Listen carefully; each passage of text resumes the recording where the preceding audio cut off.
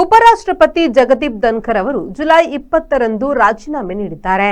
1969ರ July 20ರಂದು ರಾಷ್ಟ್ರಪತಿ ಚುನಾವಣೆಗೆ ಸ್ಪರ್ಧಿಸಲು ವಿ ಗಿರಿ ಉಪರಾಷ್ಟ್ರಪತಿ ಹುದ್ದೆಗೆ ರಾಜೀನಾಮೆ ನೀಡಿದರು. ಜಗದೀಪ್ ಧನ್ಕರ್ ಅವರು ರಾಜ್ಯಸಭೆಯ ಕಲಾಪವನ್ನು ಬಿಜೆಪಿ ಮಾಡಿ ಹೆಸರು ಹಾಳು ಮಾಡಿಕೊಂಡಿದ್ದರು. ಅಲ್ಲದೆ ಅವರ 74ರ ಪ್ರಾಯದ ರಾಜೀನಾಮೆಯು 75ರ ಪ್ರಾಯದವರಿಗೆ ಎಚ್ಚರಿಕೆಯಾಗಿದೆ. ರಾಷ್ಟ್ರಪತಿಗಳು ಉಪರಾಷ್ಟ್ರಪತಿಗಳ ರಾಜೀನಾಮೆಯನ್ನು ಸ್ವೀಕರಿಸಿದ್ದಾರೆ. ದ್ರೌಪದಿ ಮುರ್ಮು ಅವರು ಭಾರತದ 15ನೇ ರಾಷ್ಟ್ರಪತಿ, ಬುಡಕಟ್ಟು ಜನಾಂಗದಿಂದ ಬಂದ ಮೊದಲಿಗರು, ಒಡಿಶಾದ ರಾಷ್ಟ್ರಪತಿ ಹುದ್ದೆಗೇರಿದ ಮೊದಲಿಗರು, ಮಹಿಳಾ ರಾಷ್ಟ್ರಪತಿಗಳಲ್ಲಿ ಎರಡನೆಯವರು, ಪ್ರತಿಭಾ ಪಾಟೀಲ್ ಮೊದಲ ಮಹಿಳಾ ರಾಷ್ಟ್ರಪತಿ.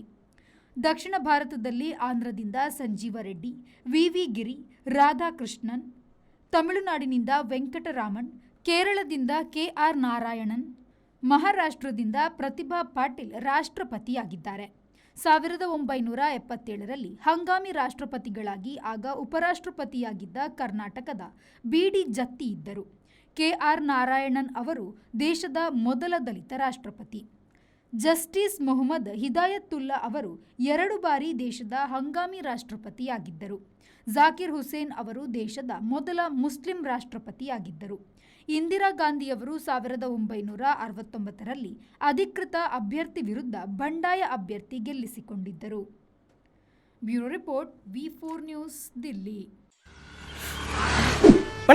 ಯಾವ ಲೇಟ್ ಆಗಿ పోయి ఈ ఫర్నిచర్ ఇంక మస్తు ఇష్టాన్ని ఇల్లడి బతం పోయి బాబా లేన మస్తు ಖುಷಿ ಆಗ್ಬಿಡು ಬಾಬಾ ಕುಲ್ಲರ್ನ ಬುಡ್ಸೋದಿಚ್ಚಿಗೆ ಅಂದ್ ಕೈದಲ್ಲಿ ಇಲ್ಲಡ್ ಮಾತಾಡಲು ವೀಕಿದ ಫರ್ನಿಚರ್ ಉಂಡು ಈರಿಂಗ ದಾಲ್ ದೆತ್ಕೋರ್ಬಿನೆಂಜಿ ಪೋಲೇರ್ ಬೇಬಿ ಯಬಾ ವೀಕೆ